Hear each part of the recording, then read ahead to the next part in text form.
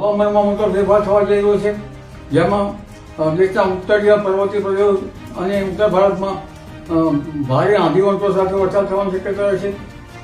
જ્યારે ગુજરાતમાં પણ તારીખ 8 મે આસપાસ કેટલાક ભાગમાં ગાજવીજ અને પવનના તોફાન સાથે વરસાદ થવાની શક્યતા રહેશે.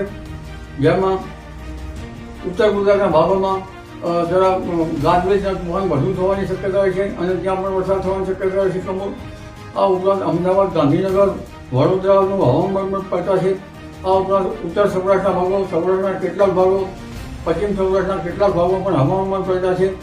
એટલે હવે આમ લગભગ 38 થી 8 મે વચ્ચે આંધી વંટોળ અને ગાજવીજ સાથે રાજ્યના ભિન્ન ભાગમાં વરસાદ થવાની શક્યતા રહેશે.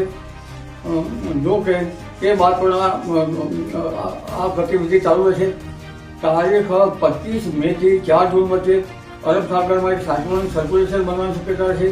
કદાચ ચક્રવાત પણ બની શકે, જેની અસર પણ લગભગ પાકિસ્તાનના ભાગોમાં જાય તો સૌરાષ્ટ્રના કેટલાક ભાગોમાં અને કચ્છના ભાગમાં વરસાદ થઈ શકે. ગુજરાતના કેટલાક ભાગમાં વરસાદ થઈ શકવાની શક્યતા રહેશે.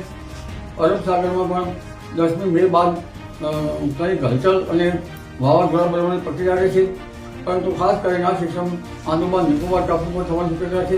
એટલે હવે ધીરે ધીરે ટ્રોપિકલ સ્ટોર્મ બની રહ્યા છે અને આ 38 થી લગભગ 8-9 મે આસપાસ હવામાનમાં પડતો આવી રહ્યો છે. એટલે કેટલાક ભાગમાં તે મોન્સૂન એક્ટિવિટી શરૂ થતાં ગાજવીજ સાથે વરસાદ થવાની શક્યતા રહેશે.